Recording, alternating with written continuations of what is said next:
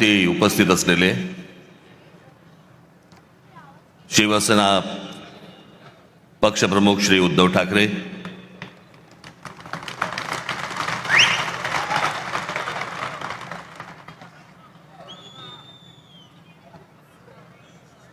माझे मित्र आणि शिवसेनेचे नेते श्री संजय राऊत,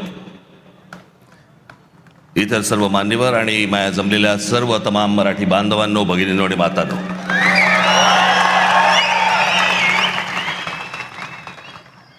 दरवेळेला इथे सभा घेतली की तो आमचा टेबल फॅन होतो. कुठे पाहायचं कळत नाही, इथे पाहायचंय का इथे पाहायचंय का इथे पाहायचंय. पण हे सरळ असल्यामुळे मी इथेच बघतो. चालेल ना?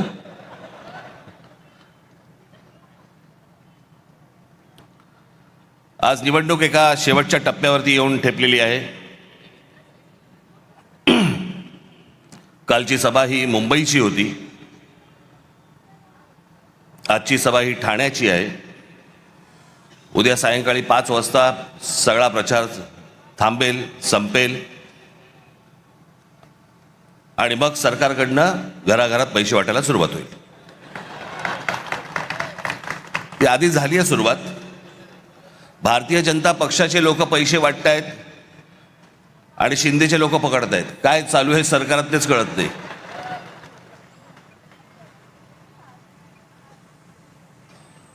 त्या दिवशी मी कल्याण डोंबिवलीला गेलो,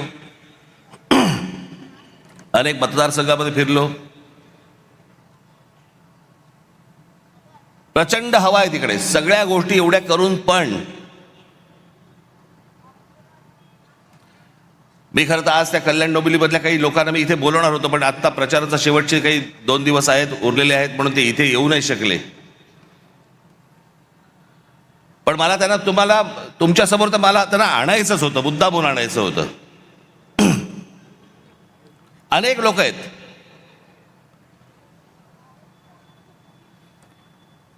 आज घराघरामध्ये 5-5 हजार रुपये वाटतात मतांसाठी. मला समजत नाही या लोकांचं.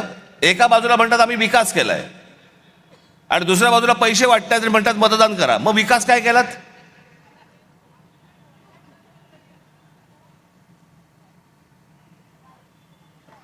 मला घेणाऱ्यांची चिंता आहे, देणाऱ्यांची नाही.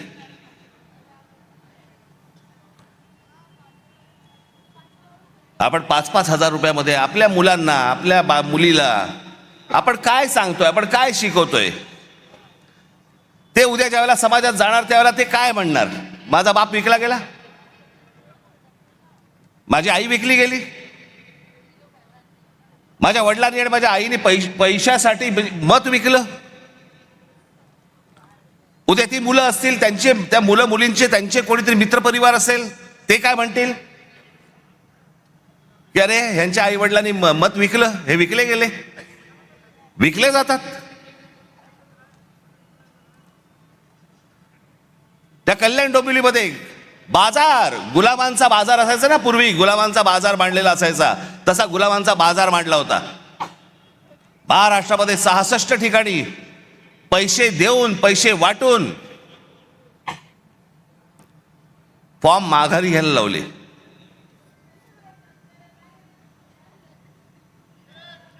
त्या दिवशी मी माझ्या नाशिकच्या सभेमध्ये मी बोललो होतो, वेडे पैसे झालेत, वेडे पैसे. त्या दिवशी एका ठिकाणी तर कोणी त्या एका माणसाने ते काय स्क्रुटिनी असते, समोरच्याचा एबी फॉर्म गिळून टाकला. बरं दिवस नव्हता, एखाद दिवस मिळाला असं, दुसऱ्या दिवशी वाट तरी बघता आली असती. एबी फॉर्म पडेल, एबी फॉर्म पडेल. इथपर्यंत गेलात तुम्ही. विकले जातायत काय, एबी फॉर्म गिळतायत काय. त्या सोलापूरला एखादा खून झाला आमच्या माणसाचा, आमच्या विद्यार्थी सेनेचा, तो तिथला शहर अध्यक्ष होता, त्याचा खून केला फॉर्म मागे घेण्यासाठी. म्हणून इथपर्यंत सरकार चाललंय. पोलीस हताश, कोर्टाकडे तर बघायलाच नको. हे कोणतं राज्य आहे? बिनधास्त सगळ्या गोष्टी सुरू आहेत. मला ती, म्हणून मी मगाशी म्हटलं ना, मला ती माणसं आणायची होती, ती त्या प्रचारामध्ये बिचारे गुंतलेत, त्याच्यामुळे मला इथे त्यांना बोलवता नाही आलं. 5-5 हजाराला मतं विकतायत. मी फक्त 2-3 माणसांची फक्त तुमच्यासमोर नावं घेतो, बाकीची तर आता येतील.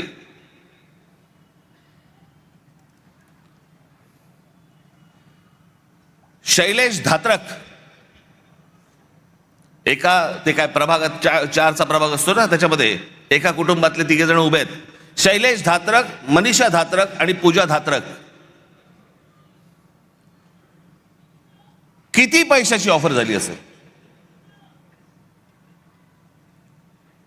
तुम्ही कल्पना पण नाही करू शकत. म्हणजे काय लेवलचा बाजार मांडला या लोकांनी, तुम्हाला अंदाज येईल. या 3 लोकांना एका घरात मिळून 15 कोटी रुपयाची ऑफर दिली गेली. 15 कोटी. आणि मला ते मुद्दामून इकडे बोलवायचे होते त्यांनी 15 कोटीची ऑफर नाकारून ते निवडणुकीला उभे राहिलेत.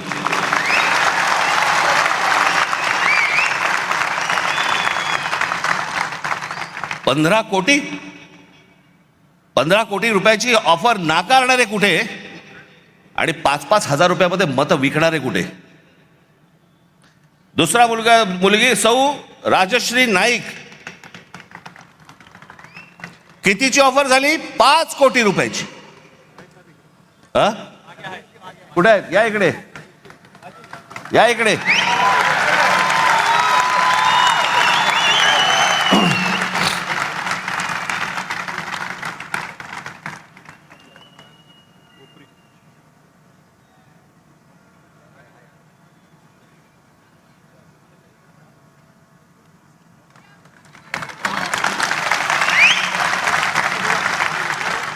पाच कोटीची ऑफर झालेली गोष्ट नाकारणारी आहे.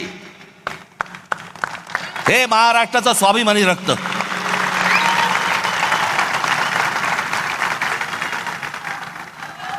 बसा ताई.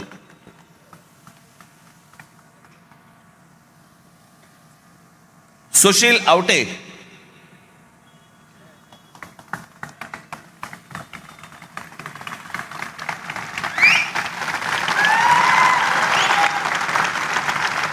एक कोटी रुपयाची ऑफर झाली, नाकारले. अजून बरेच जण आहेत.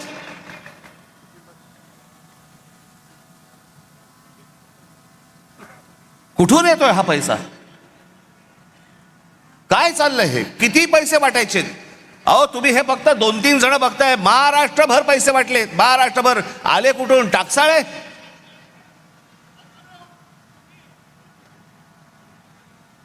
कोणाला 5 कोटी, कोणाला 10 कोटी, कोणाला 15 कोटी, कोणाला 1 कोटी, 2 कोटी. काय बघायलाच नको.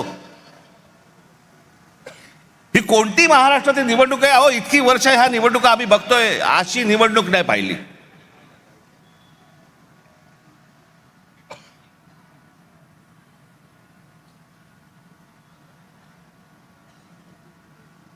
काही लगामच नाही या लोकांना.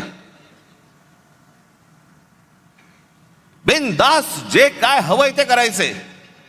कोर्टात जाऊन काय उपयोग नाही, पोलिसात जाऊन काय उपयोग नाही, कुठेही तुम्हाला जाऊन उपयोग नाहीये. बस आमची मर्जी. त्या बदलापूरला आमच्या महाराष्ट्र नवनिर्माण सेनेने त्या बाईच्या मुलीचं, एक लहान मुलगी जिच्यावरती बलात्कार झाला, तिचं प्रकरण जेव्हा बाहेर काढलं, त्यातला जो मुख्य आरोपी होता, काही कारण नसताना पोलिसांकडनं त्याला एन्काउंटर केला गेला, मारला, त्याला ठार मारला. का? कशासाठी? या नराधमांना ठार मारले पाहिजे, त्याच्याबद्दल वादच नाहीये. पण एन्काउंटर मध्ये ठार का मारायचा होता? काही गुपित होतं का? जर ते बाहेर पडलं असतं काही प्रॉब्लेम होता का? आणि त्याच्यातला जो सह आरोपी होता आपटे नावाचा, त्याला भारतीय जनता पक्षाने काल स्वीकृत नगरसेवक म्हणून स्वीकारलं. आमच्या अविनाश जाधवने धमकी दिली.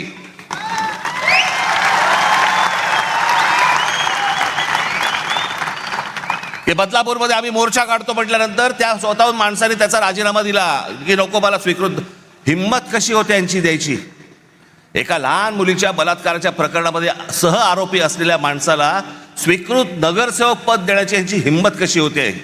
याचं कारण तुम्हाला गृहीत धरलेलं आहे. कोण तुम्ही? कोण आहात तुम्ही? आलात की 5,000 रुपये तोंडावर फेकू आणि तुम्हाला विकत घेऊ. ही आली कुठून हिंमत?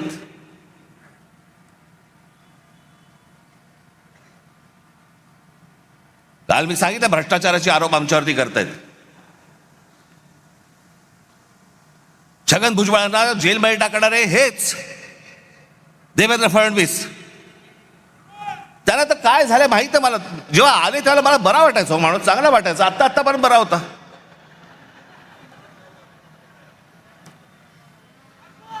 काल मी जो बोललो ती रसमलाई आली होती, तो सांगतोय की मुंबईचा आणि महाराष्ट्राचा काही संबंध नाहीये.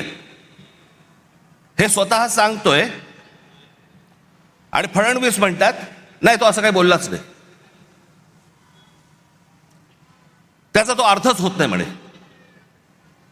मला असं वाटायचं की फडणवीसांना इंग्रजी कळतं. पण कसं आहे, खोटं बोलत राहायचं, खोटं बोलत राहायचं. त्याला वाटतं ह्याच्यातनं लोकांना वाटेल की बाबा नाही खोट्याचं खरं करता येतं. नाही होणार. आता मला आत्ताच सकाळी कोणीतरी त्याची एक क्लिप पाठवली. लावर येतोय.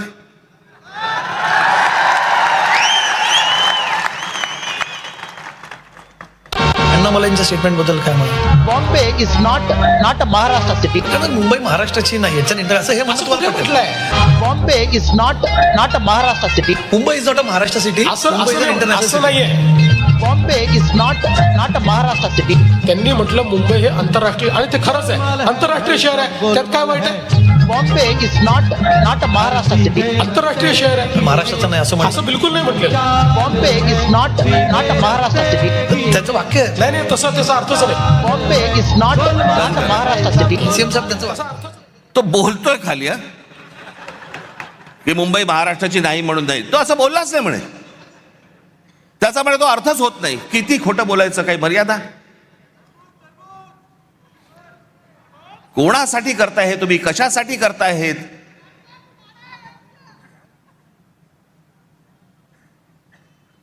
पण मी काल म्हटलं ना, हे फक्त हातावर बसलेले ससाणे होतो.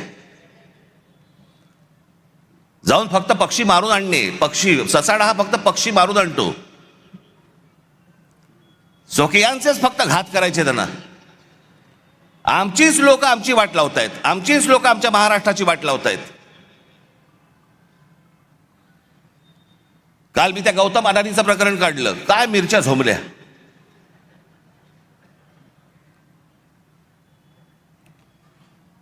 आणि काय पुढे सुरू केलं तर राज ठाकरेंचा माझा आणि गौतम अदानीचा एक फोटो. बरं, मग पुढे माझ्या घरी गौतम अदानी येऊन गेला एकदा. माझ्याकडे रतन टाटाही येऊन गेलेत. माझ्याकडे मुकेश अंबानी येऊन गेलेत.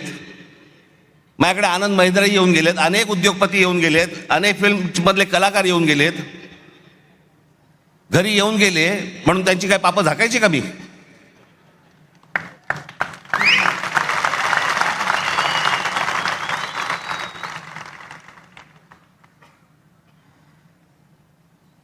मी काल जे तुम्हाला दाखवलं हे इतकं भयानक आहे, इतकं भीषण आहे. ते जे फोटो दाखवतात कधी 2-3 वर्षापूर्वीचा काहीतरी फोटो दाखवतात, तो जेव्हा घरी आले होते. आता घरी आल्यावरती काय हाकलून देऊ?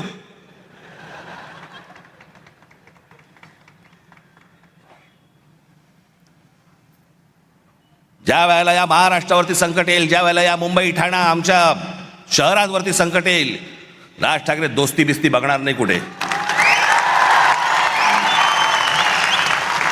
आणि अडाणीशी दोस्ती करण्याचा माझा विषयच नाही. मी इतका अडाणी नाहीये.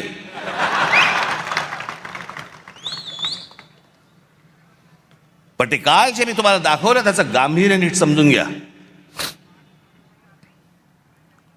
मी काल जे तुम्हाला सांगितलं की जवळपास 60% म्हणजे हा माणूस कधी सिमेंटमध्ये कधी नव्हता, तो आज माणूस 2 नंबरला सिमेंटमध्ये आलाय. आज देशातला 2 नंबरचा सिमेंटचा व्यापारी तो आहे. आज ही सगळी विमानतळं, आता नाही इथे गुजराती समाजातले लोक आले असतील. खरं तर आमचं तुमचं काही भांडण नाही आहे, फक्त आमच्याशी भांडायला येऊ नका.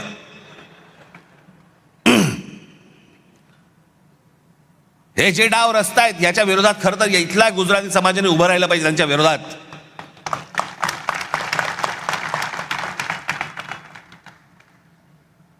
पण हे मुद्दामून ज्या गोष्टी करतायत हे काय करतायत, हा आत्ताचा जवळपास त्यांचे काहीतरी 6 का 7 का 8 काहीतरी विमानतळं या देशातली त्यांना दिलेली आहेत. विमानतळं तुम्हाला माहीत नसेल म्हणून मी तुम्हाला सांगतो, यातलं नवी मुंबईचं विमानतळ हे सोडलं तर गौतम अडानीने या देशामधलं एकही विमानतळ बांधलेलं नाही. दुसऱ्यांनी बांधलेली, दुसरे चालवत असलेली विमानतळं गन पॉइंट वरती स्वतःकडे घेतली. बांधलेलं फक्त एकमेव पोर्ट गुजरात मधलं फक्त मुंद्रा पोर्ट. बाकी देशभरामधली जेवढी पोर्ट्स आहेत ही सगळी दुसऱ्यांची होती. गन पॉइंट वरती सांगितलं ही मला पाहिजे.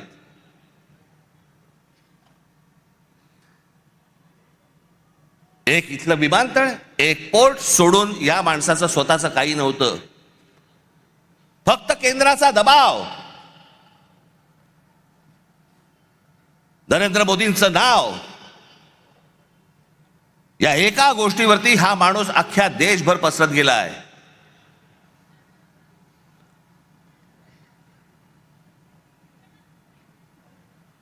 उद्या जर ही पोर्ट बंद झाली, तुमचा व्यापार ठप्प. उद्या देशामधली वीज निर्माण करणारा हा गौतम अडानी, उद्याने वीज बंद केली, तुम्ही अंधारात सगळे. तक्रार कोणाकडे करायची?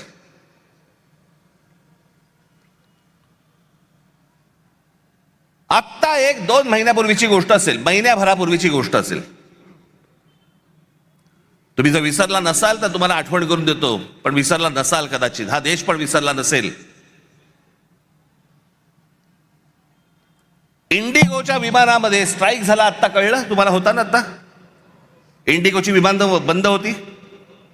या इंडिगोच्या मालकाला या एव्हिएशन मधली म्हणजे हवाई वाहतुकीमधली 65% हवाई वाहतूक, या देशाची 65% हवाई वाहतूक ही इंडिगोकडे दिलेली आहे.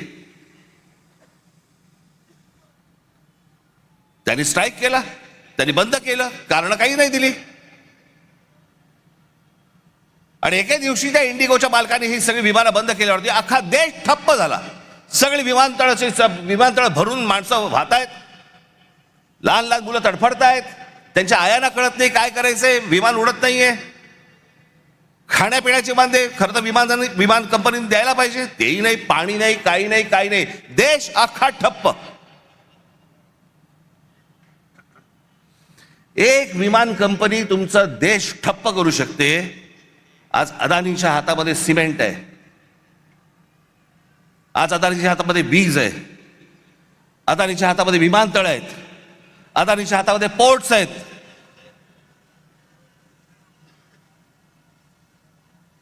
लोखंडाचे व्यापार म्हणजे सगळं. म्हणजे उद्या हे जर समजा सिमेंटचे समजा करायला लागले, भाव वाढवायला लागले, तुमच्या घरांच्या किमती वाढत जाणार.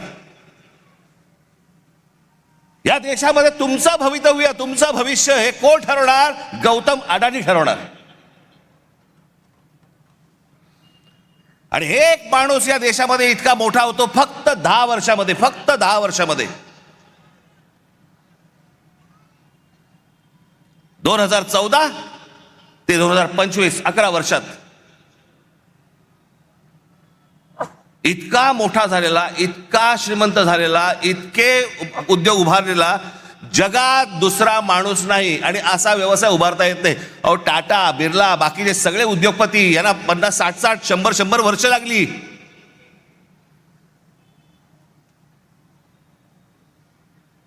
मी काल महाराष्ट्राचा नकाशा दाखवला, त्याच्यामध्ये सगळं दाखवलं की महाराष्ट्रामध्ये कशा प्रकारच्या गोष्टी होत आहेत.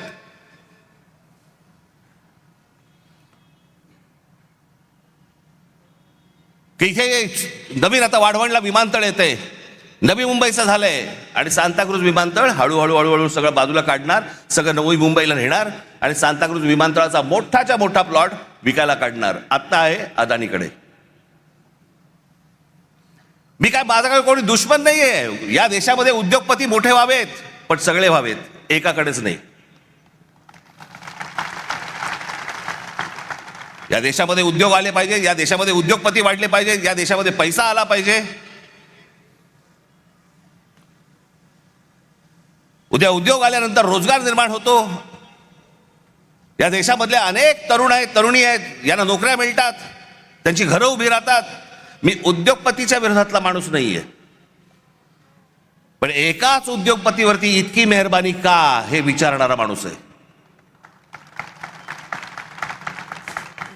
बाकीचे उद्योगपती मेले काय या देशातले?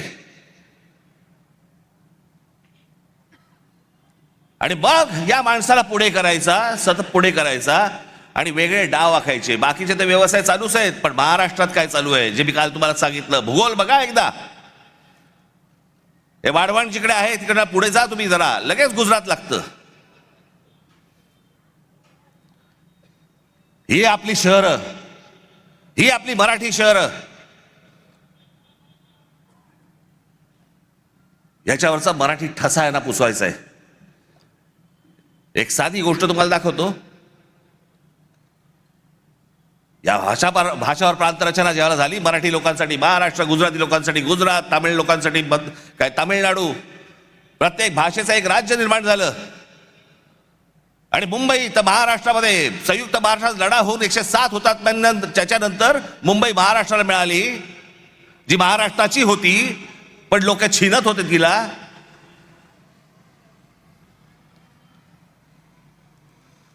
प्रत्येक राज्याची एक स्वतःची एक संस्कृती असते, प्रत्येकाची एक भाषा असते, प्रत्येकाचा एक स्वाभिमान असतो. आमच्या स्वाभिमानाला तुम्ही दख लावताय. नवरात्राच्या वेळेला गरबा खेळला जातो.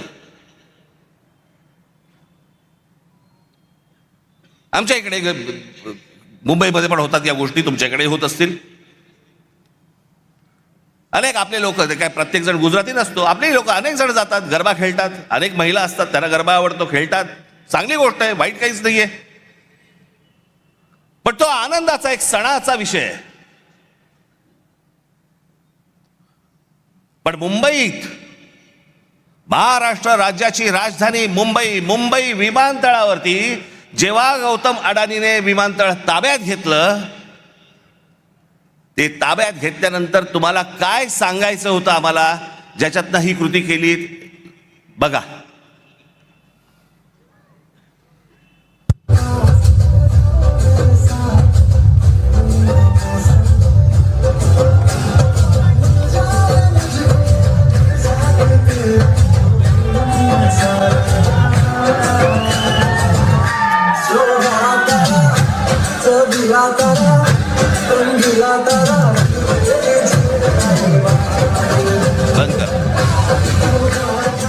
मुंबई विमानतळावरती गरबा केला.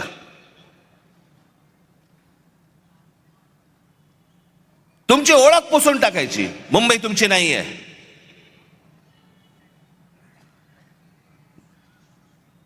गणपतीमध्ये ढोल लेझिम वाजवलेत का हो?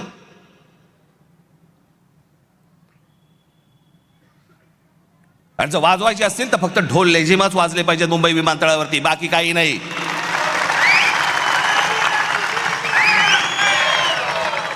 ही मुंबई आहे, ही मराठी माणसाची आहे. हा महाराष्ट्र, हे ठाणं, हे मराठी माणसाचं आहे. आपण सगळेजण इथे राहतोय, सगळेजण तुम्ही आलात. भले तुमची भाषा वेगळी असती, गुण्यागोविंदाने राहू,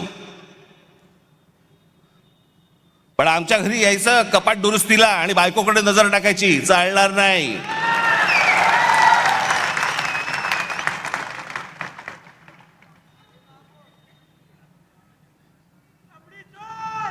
काय बेभानपणा सुरू आता इथे तुमच्या घोडबंदरला.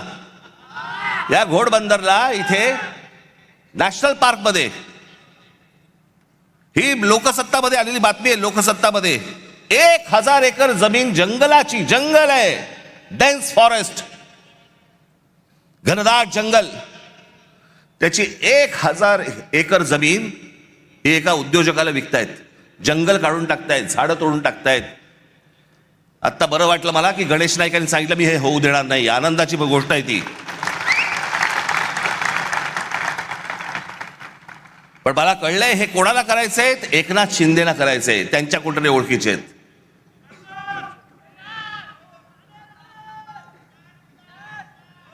दिसेल ती जमीन हे वरून उद्योगपती पाठवणार, वरून हे सांगणार की या उद्योगपतीला ही जमीन देऊन टाका. आमचं ताडोबाचं जंगल आज इतके तिकडे सगळं इतकं मोठं जंगल, तिकडे आमचे चांगले वाघ बेग सगळे सगळे वन्य प्राणी फिरतायत. त्या ताडोबाची जमीन खाणींना देऊन टाकली. कोणतरी एक वरून उद्योगपती आला, इथे खाली त्यांना सांगितलं सह्या करून द्या, विषय संपला. एन्व्हायरमेंट वर गेलं तेल लावत. ताडोबाची जमीन तिकडची एक खाणीला देऊन टाकली, इकडची जंगलाची जमीन देऊन टाकली, इकडे बंदर देऊन टाकलं, इथे तुमचं विमानतळ देऊन टाकलं, इथे तुमची आता ते काय डम्पिंग ग्राउंड देऊन टाकलं. ती जिथे गौतम अडाणी बघेल ही जमीन मला पाहिजे घेऊन जा. एकाच माणसाला एवढी मेहरबानी का चालू आहे? असं काय तो माणूस देतोय? याचं कारण ह्यांचा जो आज ते विळखा आखतायत ना, जो मुंबई, ठाणा, कल्याण, डोंबिवली ही सगळी शहरं ही सगळी गुजरातला मिळवायची. खास करून मुंबईवरती लक्ष आहे. पण ठाणा, कल्याण, डोंबिवली, पालघर, बिलघर ह्या सगळ्या गोष्टी ह्यांच्या हातात आल्याशिवाय यांना मुंबईला हात घालता येणार नाही, कारण भौगोलिक दृष्ट्या जमत नाहीये. म्हणून हे सगळे प्लान सुरू आहेत.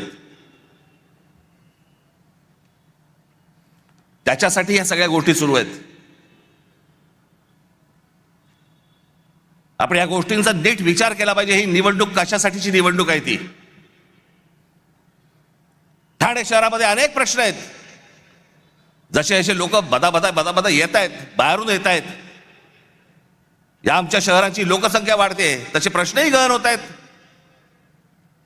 काल परवाकडे मी इथे ठाण्यामध्ये फिरताना मला इतकं वाईट वाटलं.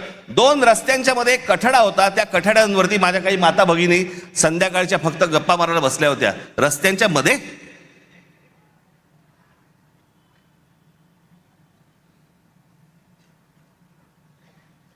जे आम्हीच तुम्हाला सांगतोय सुखसोयी तर उत्तम देऊच या ठाण्यामध्ये. पण तुम्ही असाल, तुम्ही टिकलात तर, तुम्हाला या ठाण्यात ठेवलं तर, उद्या भविष्य काळात असं नको व्हायला की उद्या ठाण्याचे सगळे प्रश्न कोण सोडवते? गुजरात सरकार. कारण महाराष्ट्रापासून वेगळे झाले. अनेक जण मला म्हणतात की नाही ते दरवेळेला तुम्ही घाबरवता, असं होणार. मी म्हटलं मी दरवेळेला तेव्हापासून नाही बोलत आहे. मला आता कळतंय उंबरठ्यावरती संकट येऊन उभं आहे.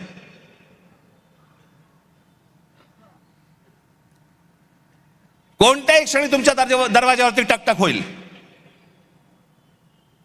आज जर गाफील राहिलात कायमचे फसाल. कारण केंद्र हातामध्ये, राज्य हातामध्ये, उद्या या महानगरपालिका पण हातामध्ये गेल्या त्यांच्या, तर काय विचारायलाच नको. कोणाकडे जाणार तुम्ही? कोणाकडे तक्रार करणार? आणि मग एकदा हातातनं गेलं की परत येत नाही, ते परत येणार नाही. म्हणून आज ही ती वेळ आहे. आपलं ठाणं, कल्याण, डोंबिवली, मीरा भाईंदर सगळ्या ठाणं तर उत्तम करूच करू. उद्धव स्वतः आपल्याला सांगतीलच, त्यांच्या भाषणामधनं अनेक गोष्टी सांगतील. ठाणं तर उत्तम करूच करू, पण पहिला स्वाभिमान, पहिला मराठी ठसा, हे ठाणं आपलं आहे. हे ठाणं टिकवणं, यांनी जो आराखडा आखलेला आहे तो सगळा उद्ध्वस्त करणं हे तुमच्या हातामध्ये आहे. नाही तर उद्या आमच्या पोलीस खात्यामध्ये देखील या बाहेरच्या राज्यांमधली लोक भरली जाणार. आमच्या महानगरपालिकांमध्ये देखील बाहेरच्या राज्यातली लोक भरली जाणार. हे काही कमी करणार नाहीत या गोष्टीला. कोण तुम्ही कोण आहात? तुम्हाला गृहीत धरलेलं आहे. तुमची किंमतच नाही या लोकांना मुळात.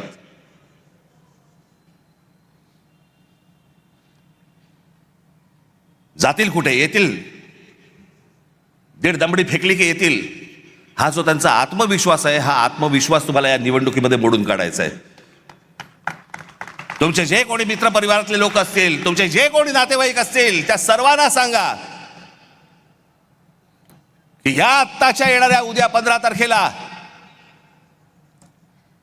शिवसेनेची मशाल आणि महाराष्ट्र नवनिर्माण सेनेचं इंजिन हे जोरात धावलं पाहिजे, जोरात चाललं पाहिजे. आम्हाला सत्तेचा अभ्यास नाहीये. वाईट या गोष्टीचं वाटतं. डोळ्या देखत शहरं जाऊ नयेत, डोळ्या देखत इतरांनी ही शहरं घेऊ नयेत, एवढ्यासाठीचं हे फक्त आत्ताचं हे युद्ध आहे. येत्या 15 तारखेला आपण सर्वजण सतर्क राहा. कुठेही गाफील राहू नका. जे BLA असेल, जे नेमले गेलेली माणसं असतील बूथवरती सकाळी 6 वाजता जा. आणि जे काल सांगितलं परत सांगतोय, जर दुबार मतदार वगैरे करायला कोणी आले तिथेच कान फडवायचे, तिथेच ठोकायचे, तिथेच मारायचे. ही शहर वाचवा एवढंच फक्त आपल्याला सर्वांना आवाहन करीन आणि आपली सर्व